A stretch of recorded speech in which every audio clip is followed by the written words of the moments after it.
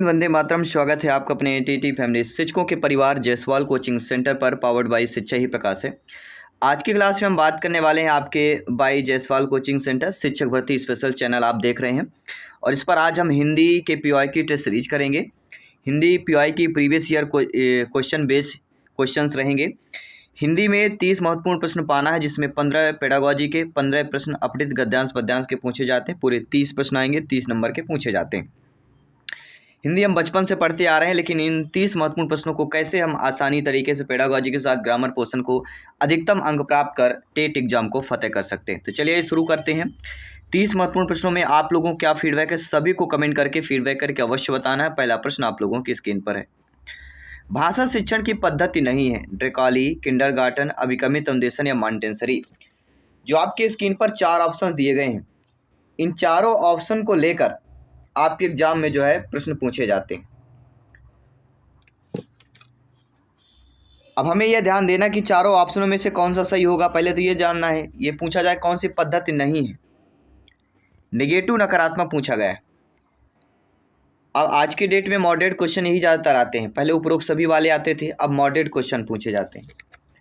और moderate question को solve करने के लिए, समझने के लिए आप लोगों को भी जो है मॉडरेट तरीके से सोचना पड़ेगा। जैसे ड्रेकाली पद्धति हो गई, किंडरगार्टन हो गई, मॉन्टेसरी हो गई, ये 3 ऐसी पद्धतियां हैं जो भाषा शिक्षण की पद्धतियां कहलाती हैं। लेकिन जो अभिक्रमित अनुदेशन होता है, ये शिक्षण की एक आधुनिक तकनीकी या विधि है, ना कि पद्धति है। ड्रेकाली की बात करें, ओविड ड्रेकाली द्वारा प्रतिपादित विधि जो रुचि केंद्रों और सहज ज्ञान पर आधारित है।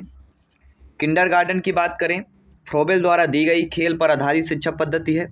मॉन्टेसरी की बात करें तो मारिया मॉन्टेसरी द्वारा विकसित ज्ञानेंद्रिय के प्रशिक्षण पर आधारित शिक्षण प्रणाली है। तो अभिक्रमित अनुदेशन क्या है? अभिक्रमित अनुदेशन एक स्व अधिगम की एक तकनीकी है, जिसे भाषा शिक्षण की पारंपरिक पद्धति नहीं मानते। तो अकॉर्डिंग टू क्वेश्चन हमारा थर्ड ऑप्शन यहाँ पे सही हो जाएगा। आई होप सभी लोग समझ गए होंगे।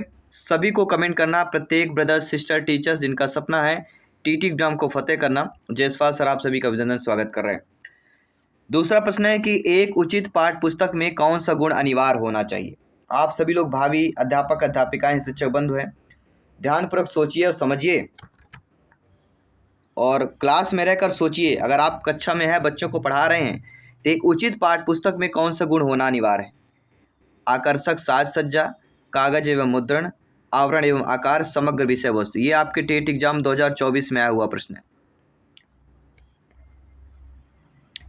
तो सभी लोग जानते हैं समग्र विषय वस्तु, डी ऑप्शन। समग्र विषय वस्तु ये क्या है? ये एक उचित और सबसे अनिवार्य गुण है।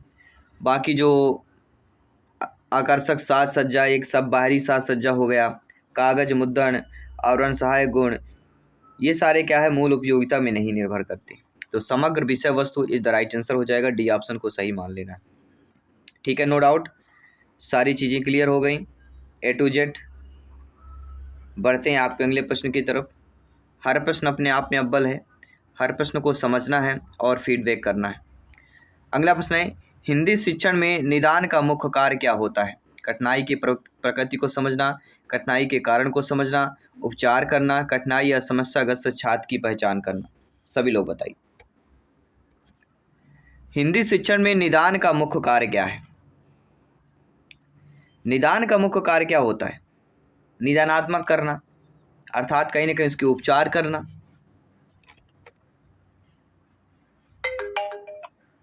ठीक है, तो उपचार करने की बात कर रहे हैं, तो यहाँ पे आपका सही हो जाएगा कि नहीं हो जाएगा, सभी लोग बताइए। हिंदी शिक्षण में निदान का अगर मुख्य कार्य पूछा जाए, तब आपको कौन सा ऑप्शन सही करेंगे? तब आपको उपचार करने के ऑप्शन पे सही करना है। अभी आपको तो बहुत आसान दिख रहा होगा, सारी चीज़ें हैं। ठीक है, तो हिंदी शिक्षण में निदान का जो मुख्य कार्य होता है, उपचार करना होता है। ये आपके टेट एग्जाम में आया हुआ प्रश्न है। अब देखते हैं अगला प्रश्न। निंदनीय में प्रत्यय है दनी, नी या अनि। 4 ऑप्शंस दिए गए, और पता है प्रत्यय और उपसर्ग से आपके एग्जाम में प्रश्न आते हैं। तो आप सभी लोग को देखना है, समझना है और हमें फीडबैक करना है। चलिए सभी लोग बताइए, इसका राइट आंसर क्या होगा। सभी लोग बताइएगा।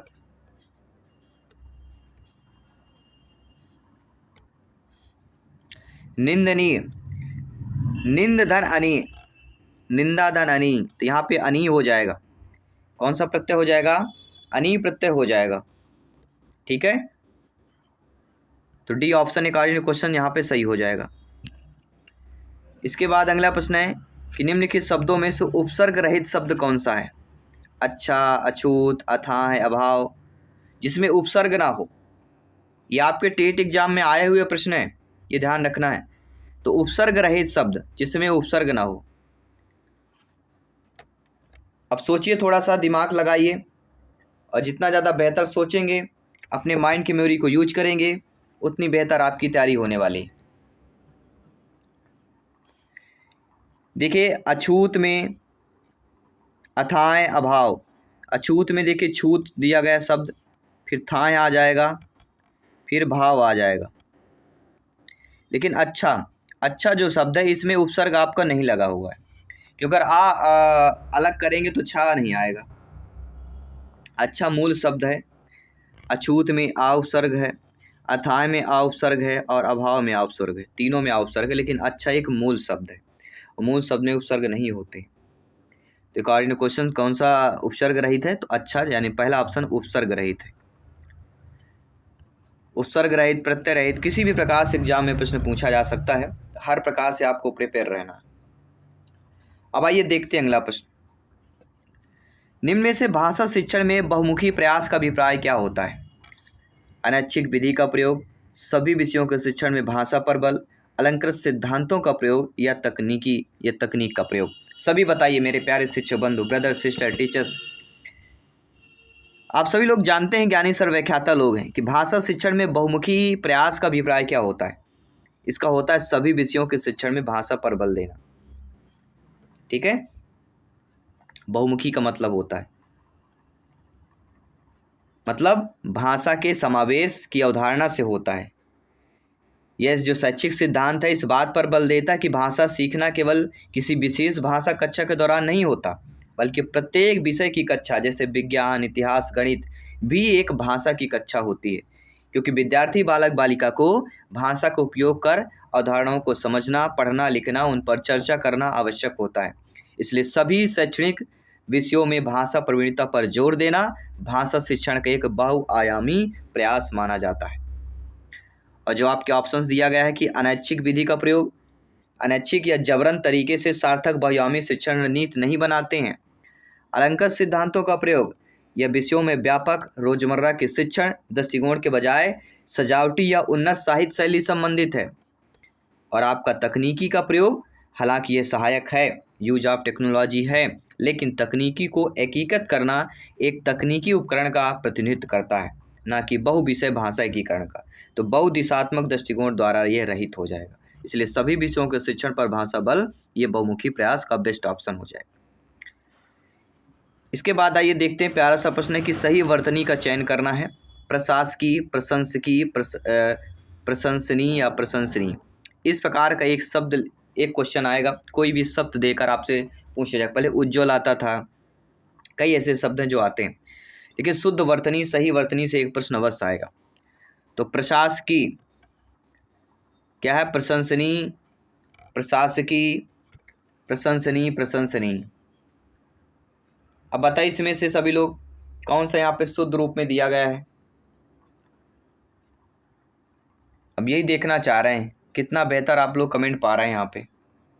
और अभी आप कमेंट करेंगे तो वादा है एग्जाम फतेह करने का रास्ता आसान हो जाएगा।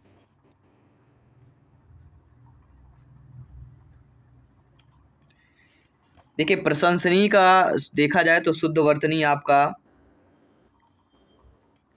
प्रा होता है, सासरीटे, फिर बिंदी लगा दीजिए, फिर सासरौता होता है, फिर नी होता है, फिर यह होता है, ये होता है प्रशंसनीय। तो बी ऑप्शन भी सही दिया गया। लेकिन ये कह रहा है प्रशासकीय, क्योंकि प्रशासकीय गलत है। प्रशासकीय को क्या बोलते हैं? प्रशासनिक बोलते हैं। अगर इसका पूछा जाए तो प्रशासकी गलत है, इसको हम क्या लिखेंगे, इसको हम लिखेंगे प्रशासनिक, प्रशासनिक, ये होगा शुद्ध रूप इसका।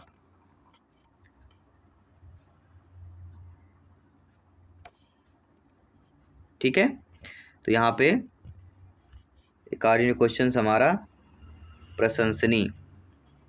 ठीक है, इसके बाद देखते हैं अगला प्रश्न।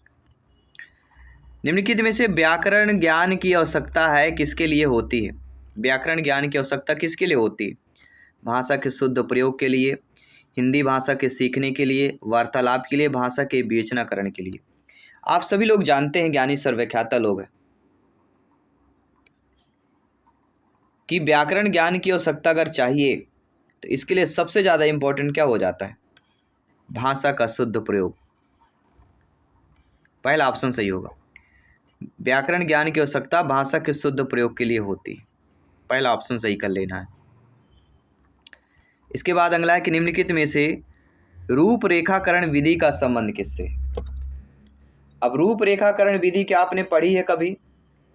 सोचिए, जोर डालिए, क्या आपने कभी ये दिमाग में आपके कभी पढ़ा हो, कभी किसी से सुना हो रूपरेखाकरण विधि? अगर आप सुनी होगी तो आपको पता होगा, अनुलेखन शिक्षण विधि से, लेखन शिक्षण से, रसास्वादन शिक्षण से, या अनुबोधन शिक्षण के साथ साथ काव्य शिक्षण से, इसकी हो जाएगी। रूपरेखा विधि का जो संबंध होता है कहीं ना कहीं लेखन शिक्षण विधि से होता है। यह विधि बालक बालिका को किसी विषय पर लिखने से पहले उसकी रूपरेखा अर्थात आउटलाइन तैयार करना सिखाती है, जिससे लेखन स्पष्ट और क्रमबद्ध होता है। मतलब इसमें छात्र लिखने से पहले मुख्य बिंदुओं को क्रम पर लिखते हैं, इसे रूपरेखाकरण होता है। और एक लेखन जो शिक्षण विधि है, ये छात्रों को सुंदर, स्पष्ट और व्यवस्थित ढंग से लिखना और सिखाने की विधि है। तो यहाँ पे B option is the right answer हो जाएगा। आइए, सभी लोग समझ गए। आइए देखते हैं अगला प्रश्न। अगला प्रश्न है कि भाषा सीखने सिखाने की प्रक्रिया में अर्थ गढ़ने का आधार मुख्यतः क्या होता है? अक्सर आप जब देखते होंगे बच्चों को जो है भाषा सीखते सिखाते हैं, उस दौरान जो प्रक्रिया होती है, एग्जामिनर कह रहा है आपसे कि उस दौरान जो प्रक्रिया होती है, उस प्रक्रिया को ध्यान में रखकर अब आपको ऑप्शन देखना है और हमें बताना है कि वह अर्थ गढ़ने का मुख्य आधार पाठ्यपुस्तक है, शिक्षक द्वारा अर्थ बताना है, शब्दकोश देखना है, या समाज संस्कृति परिवेश है। तो इतना तो आप सभी लोग जानते हैं कि भाषा सीखने सिखाने की प्रक्रिया में अर्थ गढ़ने का आधार कहीं ना कहीं समाज और संस्कृति परिवेश होता है, क्योंकि बच्चे बालक बालिका अपने समाज और संस्कृति से अंतः क्रिया करके ही भाषा के वास्तविक अर्थ को समझते और सीखते हैं। पाठ्य पुस्तक की अगर बात करें तो यह केवल एक शिक्षण साधन है, संपूर्ण अर्थ गढ़ने के एकमात्र मुख्य आधार नहीं है। शिक्षक द्वारा अर्थ बताना, इसमें बच्चा केवल पैसिव रूप में जानकारी लेता, खुद अर्थ का निर्माण नहीं होता है। शब्दकोश देखना, यह केवल शब्दों को अर्थ ढूंढने में मदद करता है, व्यापक अर्थबोध का सृजन नहीं करता। लेकिन समाज संस्कृति जो परिवेश है, यह लेव वाइगोस्की के सिद्धांत के अनुसार बच्चे का सामाजिक और सांस्कृतिक परिवेश उसके भाषा विकास और अर्थ निर्माण में मुख्य भूमिका निभाता है। किसने कहा है? लेव वाइगोस्की की एक स्टेटमेंट और परिभाषा भी है, उसको भी ध्यान देना। संरचनावादियों ने चेतना के कितने अंग बताए? सभी लोग बताइए, संरचनावादियों ने चेतना के कितने अंग बताए हैं? ये कई बार टीटी एग्जाम में पूछा गया प्रश्न है कि संरचनावादियों ने चेतना के कितने अंग बताए? 3, 2, 1 शून्य। चेतना, चेतना सभी लोग जानते हैं मूल 3 होते हैं। कौन कौन से होते हैं अगर आपको पता है तो आप बता सकते हैं। मूल अंग या तत्व बोलते हैं। पहला होता है संवेदन। क्या होता है? संवेदन होता है। यह चेतना का वह तत्व है जो हमारी बाहरी पर्यावरण शारीरिक अंगों से प्राप्त होने वाले अनुभव, जैसे देखना, सुनना, छूना, इसका बोध कराता है। प्रश्न आ गया कि देखना, सुनना, छूना किसका है? तो यह संवेदन को होगा। संरचनावादी के चेतना का पहला चेतना होगा संवेदन, ये उसके उदाहरण है। फिर संवेदन के बाद होता है प्रतिमा। सेकंड में आइए प्रतिमा। यह मन के भीतर बनने वाली छवि और स्मृतियाँ होती हैं जो प्रत्यक्ष रूप से मौजूद न होने पर भी किसी वस्तु या अनुभव की याद दिलाती हैं, प्रतिमा होता है। तीसरी चेतना कौन सी होती है? तीसरी होती है अनुराग या भाव। अनुराग या भाव चेतना होती है। यह सुख दुख, पसंद नापसंद भावनाओं का वह आंतरिक अनुभव है जो किसी संवेदना विचार के साथ जुड़ा होता है। तो चेतना के 3 अंग: संवेदन, प्रतिमा, अनुराग, भाव। सभी लोग समझ गए? आइए बढ़ते हैं अगले प्रश्न की तरफ।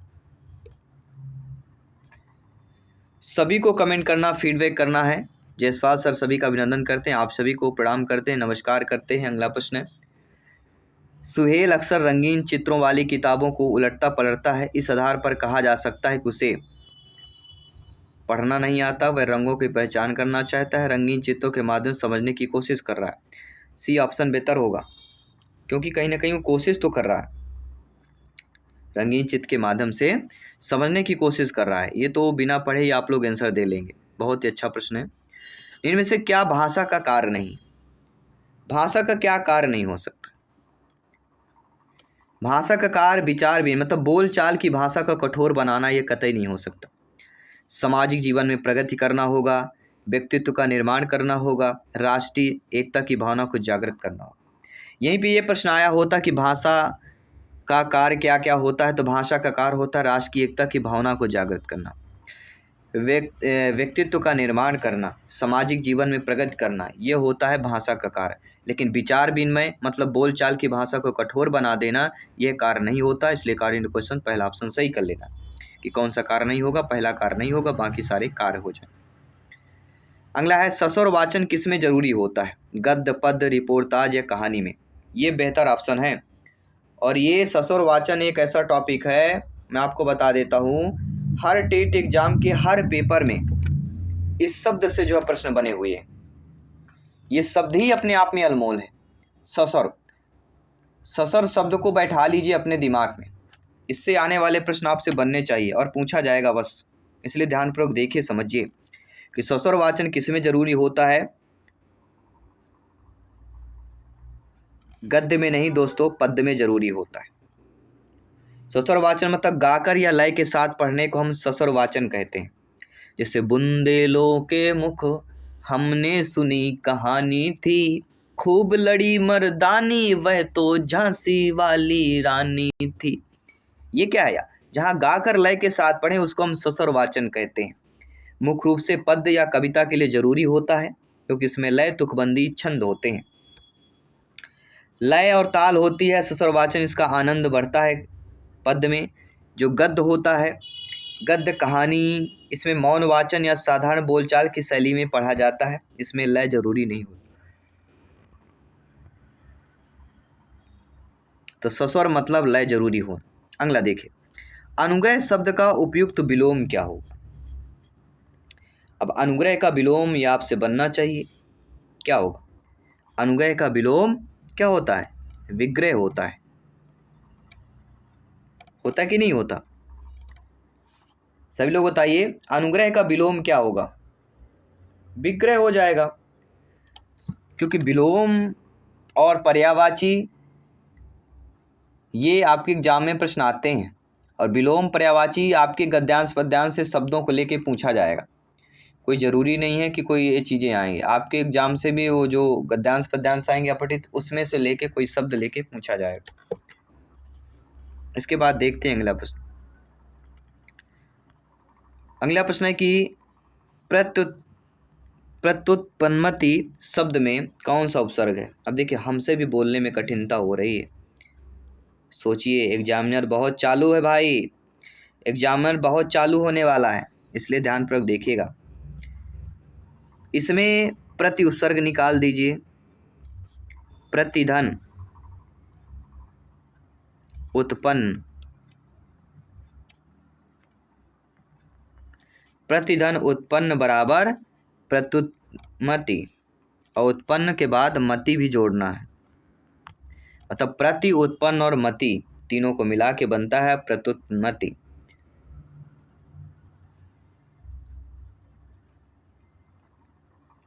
अगर इसमें प्रत्यय पूछा जाता तो क्या होता, सभी लोग बताइए। आइए देखते हैं अगला प्रश्न। कह रहा है, चौराहा शब्द में कौन सा समास होगा?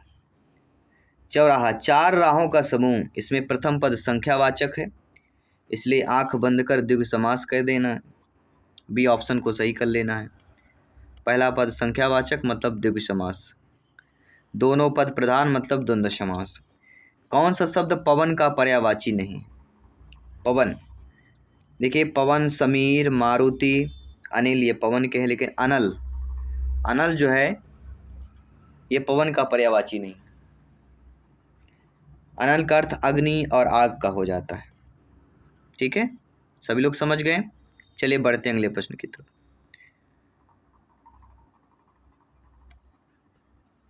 अनल का अर्थ अग्नि आग से होता है, जबकि अनिल का अर्थ वायु होता है। ठीक है, पवन शब्द का सही संधि विच्छेद। पवन, पवन मतलब पो धन अन, जहाँ ओ और आ मिल के वा में परिवर्तित हो जाए, अव में ओ और आ मिल के अव में परिवर्तित हो जाए, वह अयादि संधि कहलाती है। अर्थात पोधन अन पवन अयादि स्वर संधि। पहला ऑप्शन सही कर लीजिएगा। इसके बाद है कि प्राथमिक स्तर पर भाषा शिक्षण का मुख्य उद्देश्य क्या होता है। तो ये सभी लोग जानते हैं क्या होता है। प्राथमिक स्तर पर भाषा शिक्षण का मुख्य उद्देश्य कि वर्णमाला के क्रम को याद करना निगेटिव हो गया, बच्चों को शुद्ध वर्तनी लिखना सिखाना ये हो सकता है, बच्चों को अपने विचारों को सहज रूप से अभिव्यक्त करने का अवसर देना बेस्ट ऑप्शन है। बच्चों को अवसर दिया जाए मतलब बेस्ट ऑप्शन है, सी ऑप्शन को सही कर लीजिए। इसके बाद बढ़ते हैं अगले प्रश्न की तरफ। जिसका कोई शत्रु ना जन्मा हो, वाक्यांश के लिए नहीं, एक वाक्य वाले भी प्रश्न आएंगे। तो जिसका कोई शत्रु ना जन्मा हो उसे हम क्या कहते हैं, अजात शत्रु। और अजात शत्रु किस हिस्ट्री इतिहास की कहानी है, कौन सा राजा था जिसे अजात शत्रु माना गया है, ये सभी लोगों को कमेंट करके बताना है। ये सोशल साइंस का क्वेश्चन हो जाता है, लेकिन कहीं ना कहीं नाम तो है, अगर आपके दिमाग में हो तो जरूर कमेंट करके बताइए। शुद्ध वर्तने वाले शब्द को चयन करना है। तो कवयित्री यानी जो बी ऑप्शन है मानक हिंदी के अनुसार सही दिया गया है। और इसके बाद बहुत ही प्यारा सा प्रश्न है। आप सभी लोग जानते हैं कि भाषा सीखने की कौन सी विधि मातृभाषा को मध्यस्थ बनाए बिना दूसरी भाषा को सिखाने में सहायक होती है, और वह विधि कौन सी कहलाती है। वह विधि कहलाती है, कौन सी कहलाएगी,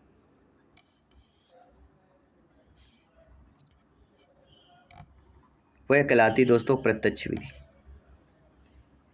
बिना मातृभाषा का प्रयोग किए सीधे लक्ष्य भाषा सिखाई जाती है, वह कहलाती है प्रत्यक्ष विधि, डायरेक्ट जो मेथड होता है। अंधे के हाथ में बटेर लगाना, मुहावरे का अर्थ क्या है। एक मुहावरा पूछा जाएगा, बिना प्रयास के कीमती वस्तु मिल जाना। अंधे के हाथ बटेर लगने का सटीक अर्थ हो जाएगा। कुछ लोग होते हैं जो कम मेहनत करते हैं, सिलेक्शन मिल जाता है, जो ऑप्शन मार के आते हैं सही निकल जाता है, उनके लिए तो ये होता है कि अंधे के हाथ बटेर लगना। कुछ लोग मेहनत नहीं करते, ऐसे एग्जाम जाते हैं, क्वालिफाइड हो जाते हैं, उनके लिए एक मुहावरा होता है। अब सत्संग शब्द में कौन सी संधि होगी, स्वर व्यंजन विसर्ग कोई नहीं। सत्संग तो आप सभी लोग जानते हैं, सत्संग में कौन सी संधि होगी, इसमें होगा सत धन संग, सत धन संग, अर्थात इसमें व्यंजन संधि आ जाएगी। बी ऑप्शन को सही कर लीजिए। इसके बाद अगला प्यारा सा प्रश्न है कि सूरज ढल गया वाक्य में किस प्रकार की शब्द शक्ति है। शब्द शक्ति भी पूछी जाती है। सूरज ढल गया मतलब व्यंजना यहाँ पे आ जाएगा। सूरज ढल गया अर्थ संदर्भ के अनुसार अलग अलग है, जैसे काम समाप्त करने का समय निकलता है, इसलिए यहाँ पे व्यंजना हो जाएगा। सूरज ढल गया मतलब एक प्रकार से वो है कि काम चलो समाप्त करिए, सूरज ढल गया मतलब काम समाप्त कर देना। भाषा अर्जन और भाषा अधिगम में मुख्य अंतर किसका होता है, बहुत ही प्यारा सा प्रश्न। भाषा की जटिलता का, भाषा के साहित्य का, भाषा के परिवेश की स्वाभाविकता का या क्षमता का। देखिए जटिलता, साहित्य, क्षमता, लेकिन परिवेश की स्वाभाविकता, क्योंकि परिवेश भाषा अर्जन सहज और प्राकृतिक परिवेश में होता है, जबकि अधिगम कैसा होता है, औपचारिक होता है। अधिगम औपचारिक होगा और भाषा अर्जन सहज और प्राकृतिक परिवेश में होता है। इसके बाद है कि निम्नलिखित में से सकर्मक क्रिया वाला वाक्य का चयन करिए। सकर्मक क्रिया, क्रिया से पूछा जाता है, सकर्मक क्रिया कैसे जानेंगे, मतलब बालक पक्षियों को उड़ा रहा है, इसमें पक्षी कर्म अर्थात ऑब्जेक्ट कौन है, पक्षी मौजूद है, इसलिए सकर्मक हो जाएगा। जिसमें ऑब्जेक्ट कर्म नहीं होता वह फिर अकर्मक हो जाता है, लेकिन अगर कर्म मौजूद है, ऑब्जेक्ट है, पक्षी है, यहाँ पे बालक किसको उड़ा रहा है, पक्षी को उड़ा रहा है, तो फिर वह आपका सकर्मक हो जाएगा। इसके बाद देखिए, कह रहा कि पठन पाठन के अंत में ऐसे अभ्यास और गतिविधियां हैं जो केवल पाठ से संबंधित, निगेटिव, बच्चों को स्वयं कुछ करने और सीखने का अवसर देना, पॉजिटिव, सरलता से समझ आने वाला या बहुत छोटे हो। तो बी ऑप्शन बेस्ट है कि स्वयं कुछ करने और सीखने का अवसर देना, यह बाल केंद्रित शिक्षा का मुख्य सिद्धांत कहलाता है। इसलिए अकॉर्डिंग टू क्वेश्चन यहाँ पे बी ऑप्शन सही हो जाएगा। और अगला प्रश्न है कि आजीवन शब्द में कौन सा समास होगा? तत्पुरुष समास, अव्ययीभाव, कर्मधारय या द्विगु समास? आजीवन, आजीवन मतलब क्या होता है? पूर्व पद अव्यय है, पूर्व पद अव्यय है अर्थात अव्ययीभाव समास हो जाएगा। बी ऑप्शन सही हो जाएगा। यहाँ पर हमने 30 महत्वपूर्ण प्रश्न किया, जहाँ पे पेडागॉजी क्वेश्चन रहे, अपठित गद्यांश पद्यांश के जो ग्रामर क्वेश्चन के वो क्वेश्चन सारे हमने किए। जिस प्रकार से एग्जाम में आते हैं उसी A to Z सारा क्वेश्चंस किया है। तो अपनी तैयारी को बेहतर करिए, सभी PY की सीरीज को ज्वाइन कीजिए। जल्दी हमारी क्लास भी आने वाली है, सभी सब्जेक्ट की क्लास आएगी बेहतर तैयारी के साथ। मैं मिलता हूँ आपके अगले क्लास पे, अगले सेशन पे। सभी मित्रों को जय हिंद, वंदे मातरम, धन्यवाद सभी का।